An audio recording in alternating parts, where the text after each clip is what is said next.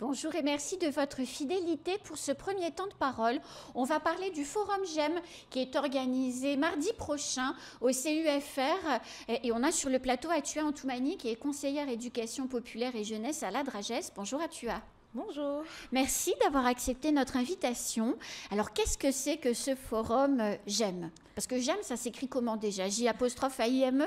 Alors non, mais du coup c'était justement pour faire un peu un petit côté coup de cœur. Oui. Donc c'est GEM, J-E-M-E, Oui. donc jeunesse mobile et engagée. L'objectif du forum, c'est en fait d'accueillir les jeunes de Mayotte pour venir les informer sur les dispositifs d'engagement et de mobilité. Donc sur l'engagement, on a donc le service civique, le service national universel, le C'est les choses qu'on connaît le plus voilà, en fait. C'est ça. Mais du coup, on trouve qu'il y a quand même des jeunes qui sont encore en manque d'informations ou qui ne savent pas en fait comment accéder à ces dispositifs-là. Donc on se dit autant faire une journée pour les inviter. Donc on leur met à disposition des bus pour qu'ils puissent venir facilement. C'est sur toute la journée. Ils viennent, ils rencontrent des associations qui proposent ces dispositifs et ils les connaissent et ils peuvent y prendre part également. Alors, j'ai une petite question à vous poser sur, par exemple, le service civique, parce que c'est des questions que les parents se posent quand ils discutent avec leurs enfants, qui ont des passions et qui ont envie de s'engager et de faire des choses, sauf que le service civique, c'est 1 an. Est-ce que ça peut être moins long, ce qui permet, par exemple, pendant des vacances ou des choses comme ça, à des enfants de s'engager sans perturber la scolarité? Même mieux, ça leur donne un capital pour réussir leurs études. Alors oui, le service civique, c'est entre 6 et 12 mois. Donc c'est en fonction de l'association, de la structure qui propose la mission et des besoins justement de la structure. Donc c'est un volontariat. Normalement, c'est minimum une vingtaine d'heures que le jeune a à faire. Par semaine? Par semaine. Donc le jeune, effectivement, il peut être scolarisé. D'ailleurs, on encourage les étudiants à s'engager au sein d'un volontariat en service civique parce qu'ils ont le temps, comme ils ont un emploi du temps moins lourd, on va dire, qu'au lycée. Oui, quand ils sont à l'université. Voilà, quand ils sont à l'université, ils peuvent s'engager, sachant que la structure qui propose la mission peut également aménager le temps du jeune pour lui permettre justement de suivre sa mission de volontaire en service civique et en même temps de suivre ses études sans que ce soit un accès et un impact dans ses études. Alors quand vous disiez c'est entre 6 et 12 mois, ça veut dire que le jeune peut s'engager pendant 6 mois, c'est ça? Minimum. Ça. Il peut s'engager pendant 6 mois minimum. Généralement, les missions sont entre 6 à 8 mois. Le service national universel, vous pouvez nous rappeler ce que c'est? Parce qu'on entend plein d'acronymes, plein de choses, mais je ne suis pas certaine que les parents qui nous écoutent soient tous bien au fait de ce que c'est. Alors, c'est un dispositif pour les jeunes de 15 à 17 ans, de nationalité française. Donc là, c'est toujours en fait pour rappeler le lien avec les valeurs de la République, le lien avec la citoyenneté, la démocratie, etc. Donc on est sur des jeunes qui vont avoir 3 phases. Une première phase qui est un séjour de cohésion, donc d'environ 15 jours. Les jeunes se retrouvent, généralement une centaine de jeunes se retrouvent pour mettre en place différentes actions. Donc ils ont des activités sportives, ils ont des interventions sur la laïcité, sur la République, sur l'engagement en général.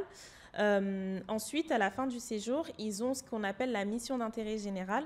Donc là, ils vont à la rencontre des structures, que ce soit associations, collectivités, services de l'État, pour mettre à bien leur temps. Donc ils ont 12 jours ou 84 heures sur toute une année à mettre à disposition auprès d'une structure sur une mission qui va être d'intérêt général dans le sport, dans l'environnement, dans la culture, etc. En fonction aussi de leurs besoins, mais aussi de leurs projets professionnels, de leurs projets d'études, de leur orientation.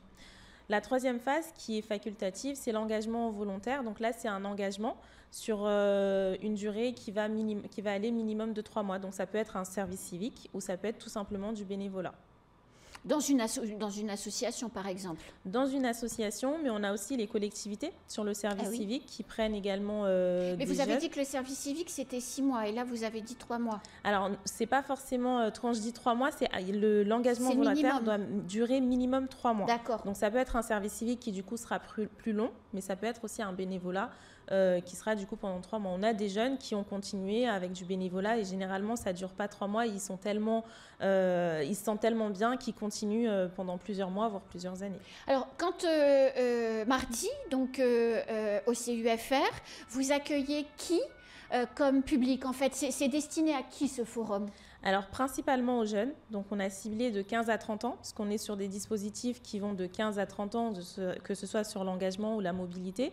Par contre, on peut accueillir éventuellement des jeunes qui ont 13 ans, donc notamment les jeunes investis au sein des conseils municipaux des jeunes, au sein du conseil départemental des jeunes ou des comités jeunes, qui vont venir avec l'idée d'un engagement sur du long terme et donc venir prendre des informations sur le bénévolat, le service civique, le service national universel, mais aussi la mobilité européenne et internationale.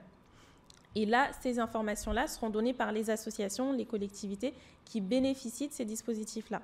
Donc nous, en fait, à la Dragès, on intervient vraiment en tant qu'accompagnateur sur la pédagogie, sur comment se positionner pour la structure, se positionner sur le dispositif.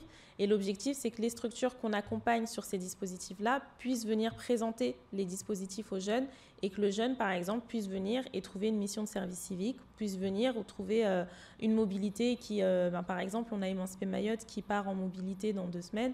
Peut-être que le jeune, il reste de la place, il va être intéressé, il va s'inscrire.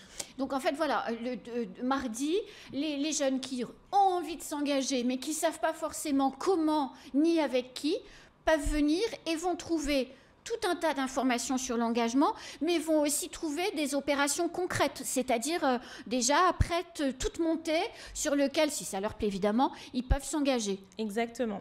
Et d'ailleurs, justement, sur le service national universel, donc on a une première cohorte qui a fini en juillet dernier leur séjour de cohésion, donc ils sont à la recherche de missions d'intérêt général. Donc on organise une sorte de job dating où les jeunes pourront rencontrer des structures qui sont à la recherche de bénévoles et donc pourront proposer leur candidature. Donc là, on est vraiment sur une majorité de projets qui sont déjà montés et qui sont des structures qui sont à la recherche de jeunes pour bénéficier de ces projets-là. Alors, il y a aussi des projets à l'international, c'est-à-dire on peut s'engager pendant 15 jours, 3 semaines pour aller dans un pays de la zone, évidemment, hein, voilà, pour faire un projet humanitaire ou un projet en lien avec l'environnement. C'est vrai ? Oui, totalement. Donc, on est en fait sur les projets. Donc, on a d'un côté l'Erasmus+, où on est plus sur de l'échange de jeunes, sur la découverte des valeurs européennes, des pays européens. Et on a de l'autre côté les projets en lien avec la solidarité internationale. Donc, comme vous le dites, aller faire une mission d'humanitaire ou partir sur un projet environnemental, culturel, social ou sportif. Pour exemple, on a l'association Hippocampe 976 qui est partie la semaine dernière à Zanzibar sur un projet justement culturel d'échange de jeunes avec des jeunes donc, à Zanzibar. Et là, justement, on a un atelier, on a plusieurs ateliers, mais on a un atelier d'ailleurs sur la mobilité qui sera porté par 2 jeunes qui sont partis, eux, en mobilité et vont pouvoir expliquer aux jeunes comment est-ce que ça se passe, comment est-ce que vient l'idée du projet, comment est-ce qu'ils font pour s'engager dans ces projets-là, sachant que l'objectif, c'est pas forcément que le jeune vienne se greffer à un projet déjà existant, mais c'est aussi que le jeune il puisse venir et dire j'ai entendu ça, j'ai compris ça, moi aussi j'ai envie de faire ce projet-là, et donc aller voir l'association en lui disant j'ai un projet, est-ce qu'on peut le monter ensemble ? Alors, un jeune qui est à Mayotte, qui a eu son bac, voire qui a fait un BTS, par exemple, il y en a beaucoup maintenant ici qui sont proposés, et qui aurait envie, avant de poursuivre ses études, de faire une licence ou autre, qui aurait envie de partir à l'étranger pour découvrir et puis, je dirais, mûrir son projet professionnel pour choisir son orientation. Est-ce que lors de ce forum, il peut trouver des informations ? Totalement. Alors, on peut dire que ce sera une sorte d'année de césure ou sabbatique pour le jeune. Il pourra trouver, donc, par le biais de différentes associations, des stages professionnels dans des pays européens, notamment avec Émancipé Mayotte, que ce soit à Malte ou en Espagne ou dans d'autres pays. Mais il pourra également avoir accès à des offres de volontariat de solidarité internationale. Donc là, pour exemple, on a un jeune Maoré qui va faire une mission, il me semble, de 1 an en Tanzanie.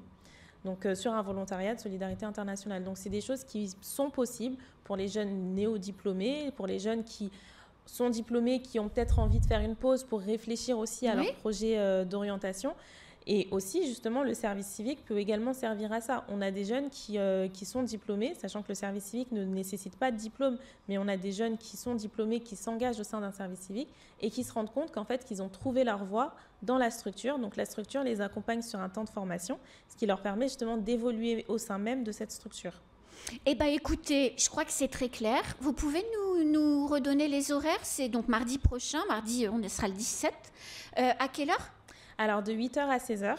8h, accueil petit-déj, ensuite ouverture par monsieur le recteur, et ensuite les ateliers. Puis on a lancé un concours pour récompenser les lauréats, enfin pour récompenser les jeunes engagés.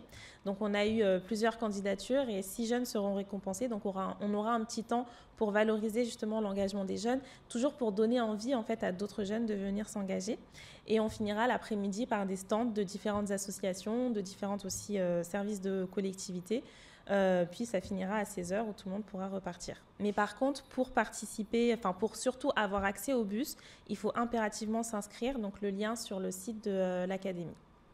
Vous pouvez, le site de l'académie, c'est du pas clair. rectorat de Mayotte. Donc sur le site du rectorat de Mayotte, vous pouvez vous inscrire si vous avez besoin de prendre un bus. Si vous venez par vos propres moyens, rendez-vous au CUFR à partir de 8h mardi. C'est ça ? C'est ça. Super. Merci beaucoup Atua. Merci à vous. Et à très vite. À très vite.